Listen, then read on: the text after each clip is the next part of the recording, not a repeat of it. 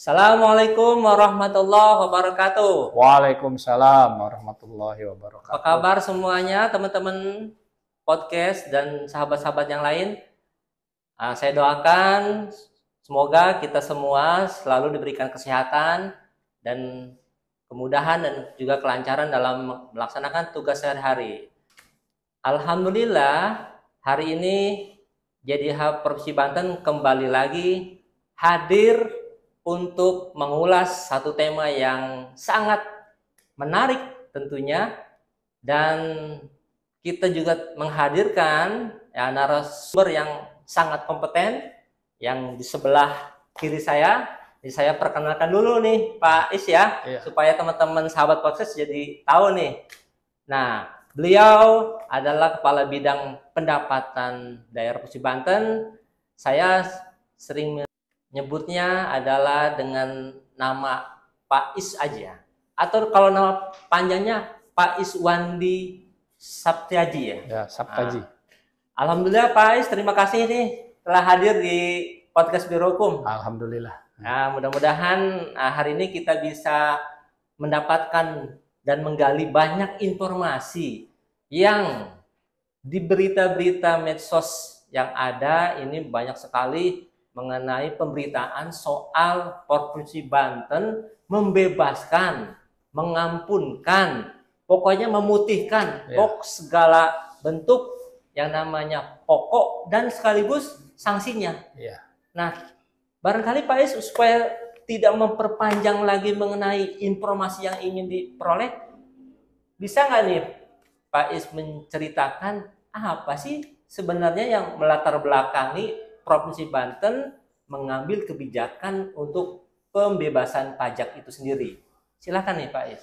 Terima kasih Pak Asep atas kesempatannya. Bismillahirrahmanirrahim. Assalamualaikum warahmatullahi wabarakatuh. Selamat pagi, salam sejahtera untuk kita semua, sahabat-sahabat podcast yang tune in ke acara tersebut. Sesuai dengan tema yang diberikan oleh Pak Asep dari Biro Hukum, betul memang terakhir ini sebelum Hari Raya Idul Fitri, sebelum puasa malahan ya, sebelum puasa Pak Gubernur telah menerbitkan salah satu kebijakan yang insya Allah bisa membantu masyarakat, yaitu dengan ditetapkannya Kepgub 170 tahun 2025, yaitu tentang pembebasan pokok dan sanksi pajak kendaraan bermotor. Ini tentunya latar belakang ini sangat mendalam sekali, bisa pendekatan secara sosiologis maupun melalui legal formalnya gitu kan. Dari segi sosialnya kita tahu yang melatar belakang ini dengan kondisi ekonomi yang saat ini ada yang bilang perlambatan atau bagaimana, tapi sebetulnya tidak perlambatan juga ya. Tapi Pak Gubernur memandang beliau bahwa perlu ada kebijakan. Pertama, kita sudah mendekati Idul Fitri, menjelang Lebaran yang tentunya konsentrasi masyarakat itu lebih banyak ya mempersiapkan untuk Idul Fitri itu tersebut gitu kan, untuk sembako, untuk pakaian dan yang lainnya. Nah, tapi kita tahu pajak itu pengertian harfiahnya itu adalah kontribusi wajib dari perorangan maupun badan dengan memiliki objek pajak. Artinya pajak itu tidak bisa diampunkan begitu saja, tetap harus jalan gitu kan. Tapi di satu sisi ekonomi kan kebutuhannya meningkat juga. Jadi berarti kan solusi kebijakan dari beliau mengurangkan beban masyarakat. Nah, itu satu yang melatar belakang mengurangkan beban masyarakat terhadap kondisi itu. Itu yang yang kedua, bahwa jumlah kendaraan bermotor di Provinsi Banten, nanti saya akan datanya saya sampaikan, cukup banyak juga gitu kan. Nah, itu kita perlu tertib administrasi gitu kan. Karena kalau kendaraan itu kan antara kepolisian, Bapenda dan Jasara Harja itu sampai sekarang itu data untuk bisa sama itu sulit gitu kan. Sulit ya. Nah, sulit itu, tapi itu sudah kebijakan tim pembina Samsat. Kita harus satu data karena memang keputusan Pak Presiden juga sudah ada tentang satu data. Nah, untuk dalam rangka ke sana, untuk tertib itu salah satunya ya melalui pembebasan ini. Maksudnya dengan pembebasan tahun 2024 ke belakang, dia bayar di tahun 2020 dengan sendirinya pasti akan ada data yang baru kan, data yang baru, kendaraannya, platnya baru, pemiliknya sesuai yang up to date. Nah, itu. Jadi itu latar belakang, dua hal itu yang melatar belakangi kenapa kebijakan Pak Gubernur ini diambil.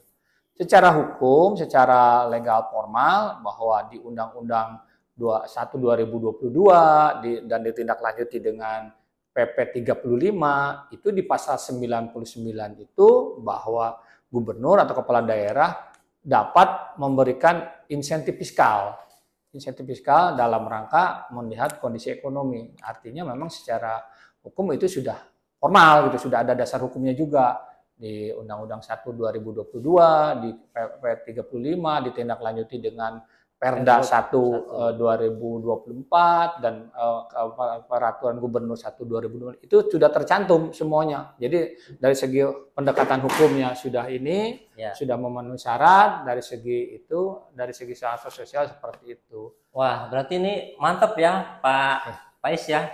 Jadi Banten di dalam menetapkan kebijakannya baik secara filosofis tadi ya, sosiologis dan juga secara yuridis ini sudah betul-betul memadai semua ya.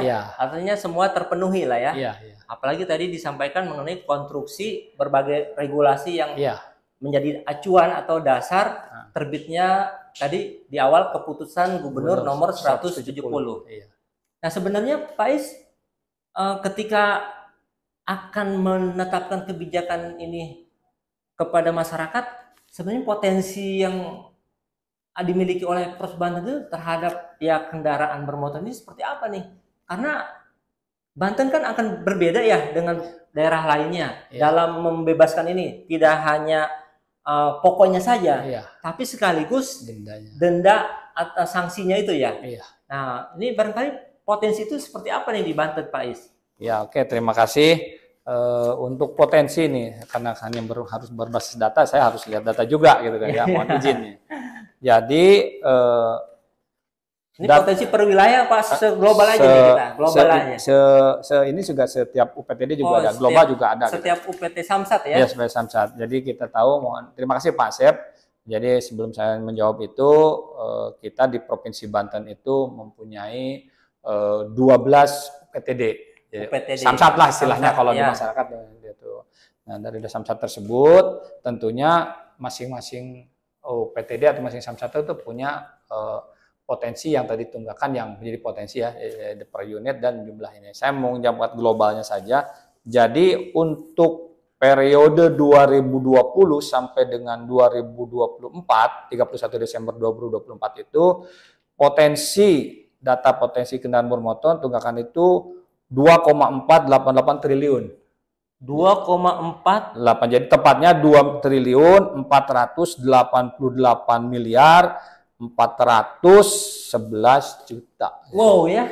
Ya benar-benar wow begitu. Iya, itu seperti itu. Dan itu adalah yang tadi sebenarnya seharusnya kewajiban masyarakat, badan untuk bayar ya, karena ini ada paksaan pemerintah ya berdasarkan undang-undang, tapi sampai menuak 2 triliun 485 miliar. Wah, ini wow benar ini. Lalu kita maafkan ya? Enggak dimaafkan, diringankan. Diringankan. Jadi tidak dimaafkan Pak Asep ya. Dan dulu kalau unitnya itu 5.231 unit itu R2 sama R4 ya 5,2 juta aja lah itu ya. Itu untuk yang tersebar di 12 UPTD gitu kan, tersebar 22 UPTD itu. Jadi data itu harapan kita sebetulnya dari yang 2,4 triliun ini kita dengan memberikan keringanan yang hanya dibayar di tahun 2025 itu kan itu kan kumulatif itu kan minimal kita mendekati angka ini gitu kan. Ini kan kumulatif Pak. Jadi kan ini jadi sebenarnya tunggakan ini potensi ini dihitungnya dari tahun 2020. 2020 sampai 2024. Iya. Nah, itu jadi kan dengan dihapuskan, nah itu jadi di tahun 2025 kan mereka sudah harus bayar. Nah, dengan Iya. harapan kita itu imbang gitu kan. Dari satu sisi mereka diringankan, nah, terus di 2025 mereka masuk semua gitu kan. Itu gitu kan, seperti itu. Ya, ini berarti ini kebijakan yang keren lah ya. Iya. Di mana pemerintah Provinsi Banten sangat memahami kondisi masyarakat, Iya. ya dengan potensi yang tadi disampaikan. Namun bagaimana agar masyarakat sendiri di dalam melaksanakan aktivitas, ya katakanlah kan pasti kendaraan itu digunakan untuk aktivitas. Iya. Ya artinya ketika kita menggunakan kendaraan yang legal lah, Iya. artinya legal itu dari aspek administrasi dan lain-lainnya itu terpenuhi semua sehingga nyaman kita menggunakannya, dan juga akan lebih santai ketika ketemu misalnya penegak hukum, tidak kucing-kucingan gitu ya, atau deg-degan ya. Iya. Jadi saya rasa ini akan membangun semacam aura positif nanti kepada masyarakat. Insya Allah. Kemudian nanti kalau masyarakat ini berbondong-bondong nih mendatangi ke 12 UPTD nih, kira-kira kemana nih nanti larinya nih? Hasil pembayaran pajak masyarakat itu sendiri? Maksudnya pemanfaatannya? Ya, manfaat untuk masyarakat akan kembali, kan dalam teorinya tadi digunakan untuk keperluan negara, ya, sebesar-besarnya ya, untuk kemakmuran rakyat. Betul. Nah, kira-kira konsep dari Bapenda ketika akan menerima misalnya pembayaran dari masyarakat, ini seperti apa nih rencana pembangunannya nih, ya, Pak Is? Oke, terima kasih. Hasil dari pemungutan pajak dari masyarakat melalui pajak kendaraan bermotor itu tentunya itu modal kita untuk pembangunan. Ya. Karena di struktur APBD Provinsi Banten 60-70% itu pendapatan itu dari pajak kendaraan bermotor. 60-70%. Jadi pajak-pajak kan kita tahulah kewajiban provinsi itu, pajak itu kan ada 7. Ya. Ada pajak kendaraan bermotor, pajak balik nama, pajak air, pajak rokok, pajak bahan bakar, dan alat berat. Tapi yang dominan itu yang primadona di Provinsi Banten itu dari pajak kendaraan bermotor. 60-70. Dan itu hampir di seluruh provinsi di Indonesia itu dari situ. Nah, itulah sumber pembangunan. Untuk apa itu penggunaannya? Pertama, tentu sesuai dengan kewenangan provinsi, kita membangun jalan provinsi. Infrastruktur ya. Infrastruktur. Membangun kesehatan, rumah sakit, kan alhamdulillah kita punya rumah sakit Banten, Cilograng, Labuan, kan seperti itu. Kan itu dibiayai dari mana gitu kan? Apalagi Pak Gubernur mengeluarkan kebijakan untuk pembebasan pembayaran kan yang tidak tercover oleh BPJS kan ada gratis itu kan. Makanya kalau kita di depan kantor gubernur ini ambulan tiap 5 menit 10 menit sekali kan ke arah timur itu banyak suka juga gitu kan, seperti itu ya. Nah, itu. Berarti termasuk nanti sekolah gratis. Nah, ya? Sekolah gratis ini yang menjadi misi-misi Pak Gubernur yang 2025-2030 ini, beliau kan sekolah gratis untuk swasta. Nah, itu dari mana itu biayanya kalau bukan dari itu gitu kan. Itu penggunaannya itu jadi banyak untuk kesehatan, pendidikan, untuk infrastruktur jalan, terus jaminan sosial itu. Jadi itu yang paling besar, walaupun yang kecil-kecil juga banyak sih sebetulnya dengan rencana Pak Gubernur sekarang ketahanan pangan, terus sekarang MBG gratis kan ada dari APBN juga, dari APBD juga, dari sana diarahkannya ke sana seperti itu. Ya, artinya insya Allah apa yang masyarakat berikan kepada Pemprov Banten, insya Allah manfaatnya juga akan dirasakan ya. Nah, kita mendoakanlah agar pemimpin di Banten ini seluruhnya ya pro kepada kepentingan masyarakat dan fokus untuk membangun. Nah, kemudian nih Pak Is, saya ingin juga kembali menegaskan sebenarnya tentu kan tadi karena ini adalah Samsat itu bersama dengan Jasa Marga, pihak kepolisian, strategi dan persiapan dalam menerapkan kebijakan ini seperti apa nih Pak Is? Kan nggak ujug-ujug bisa langsung diterapkan kali kan? Iya, betul. Kira-kira apa nih yang sudah dilakukan dan mungkin hari ini Pak Is juga katanya mau ada sosialisasi dengan teman-teman pihak kepolisian dan lain-lain nih. Iya. Barangkali di sini bisa juga diberikan informasi nih Pak Is. Oke, terima kasih. Jadi mohon izin Bapak Ibu semua hadir di podcast itu bahwa di Samsat itu betul. Jadi di Samsat itu kan sistem satu atap, administrasi satu atap itu. Di situ ada unsur Bapenda, ada unsur kepolisian dan unsur jasa harja, jasa harja ya. Nah, itu 3 unsur itu yang tergabung dalam tim pembina Samsat. Nah, langkah-langkah untuk itu yang paling dominan kita mensosialisasikan, menyamakan persepsi, menyamakan misi, apa tujuan maupun dari segi psikologis maupun dari segi aturan terhadap yang 2 ini dulu. Nah, jadi begitu terbitkan kemarin langkah Kepgub 170 itu langsung Pak Kepala Bapenda Provinsi Banten langsung mengirim surat dulu secara formal informasi ke kepolisian dan pimpinan kepolisian dan ke jasa harja.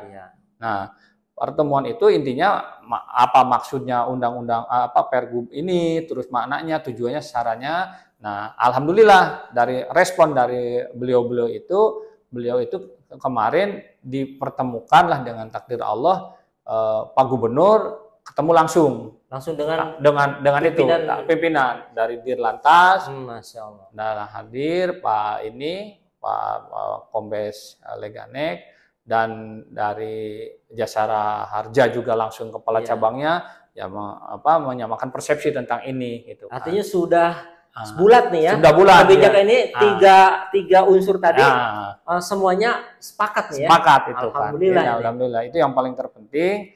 Termasuk ada beberapa kebijakan yang mungkin nanti walaupun saya tidak ditanya juga perlu saya menyampaikan tentang yang kemarin itu dari pihak pers itu gimana dengan KTP yang tidak punya KTP asli gitu kan, yang seperti itu kan, kalau kita jual beli gitu kan ini balik nama kan semua kan. Biasanya kan kalau kita udah membeli kendaraan kan yang punya kendaraan pertama KTP-nya dipegang sama yang pertama kan, nggak mungkin dikasih yang asli kan? Iya. Nah itu gimana emang Pak Is? Nah kemarin itu salah satu dari pertemuan itu kemarin di ruangan Pak Gubernur, salah satunya itu yang misalnya ingin balik nama tidak ada KTP aslinya bisa dengan tidak KTP tapi tetap ketentuan BPKB asli, STNK asli. Nah, dan langsung fotokopi dan aslinya KTP pemilik yang baru gitu kan. Plus ada kwitansi, bukti penjualan bahwa itu penjual itu kan. Jadi diskresinya di situ gitu kan. Jadi tidak perlu pakai KTP asli.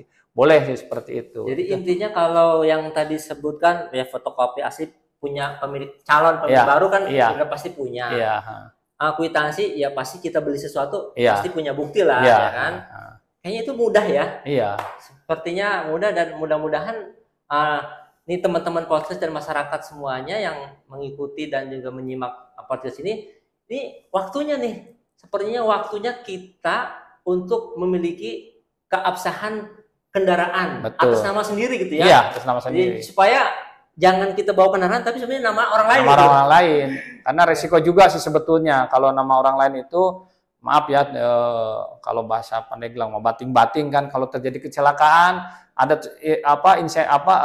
santunan dari Jasara Harja itu kepada orang itu yang kan, ada nama dalam STNK. Nah, STNK itu bukan kepada yang celaka. Bukan. Terus yang kedua kalau misalnya motor itu dipakai kejahatan, nama Pak Asep dipakai maling domba gitu ditangkap sama polisi ya Pak Asep padahal saya yang yang ngambilnya gitu kan. Kan itu bahaya juga kan. Hal seperti itu kan, memang untuk kejahatan, mungkin yang lebih jauh lagi mungkin jadi ngebom atau gimana kan, itu kan Pak Asep yang gimana kan sama polisian yang tercantum di situ gitu kan.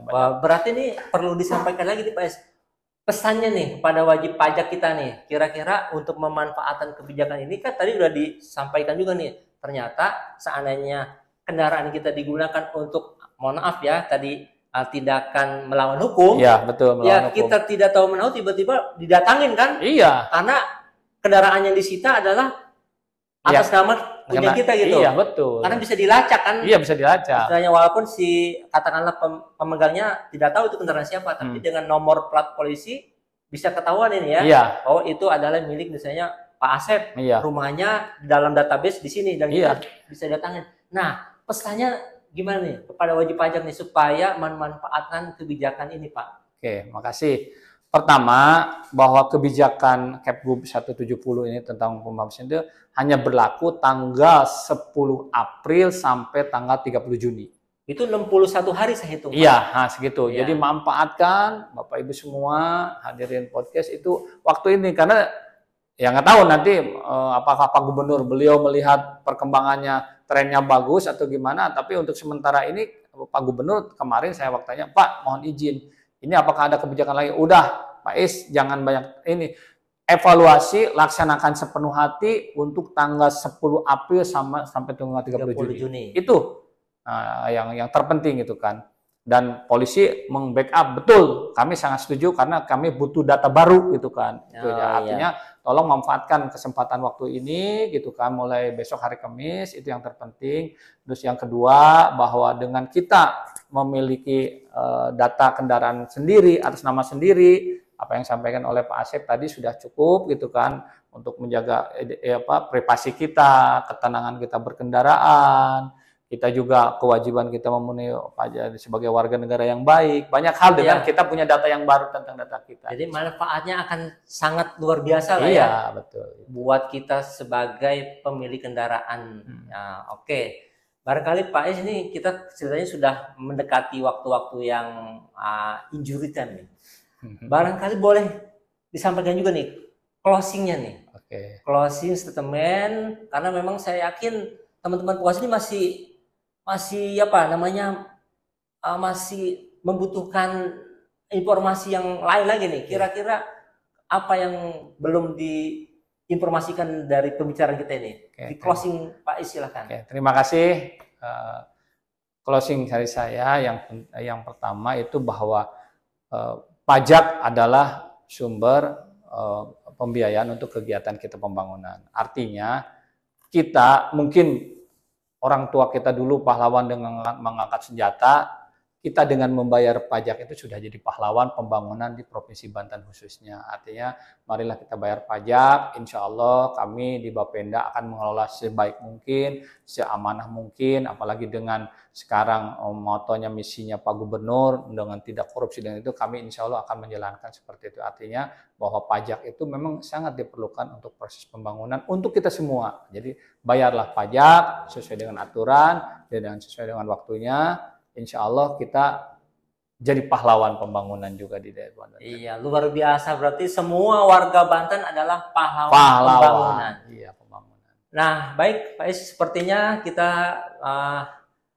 akan menyudahi podcast pagi hari ini, dan saya akan mengutip satu adagium dalam bahasa hukum, yaitu bahwasanya solus populi supreme lex. Artinya kemakmuran dan kesejahteraan adalah hukum yang tertinggi dalam suatu negara. Mudah-mudahan dengan adanya hukum yang disebut dengan hukum perpajakan di daerah ini menjadi sarana tempat negara untuk mensejahterakan rakyatnya. Dan mudah-mudahan kita akan kembali lagi nanti Pak Is dalam podcast yang lain. Saya mengucapkan jazakallahu khairan atas kehadirannya, ilmunya, dan semua pemikiran, sumbangsi, dan informasinya kepada sahabat-sahabat podcast semuanya.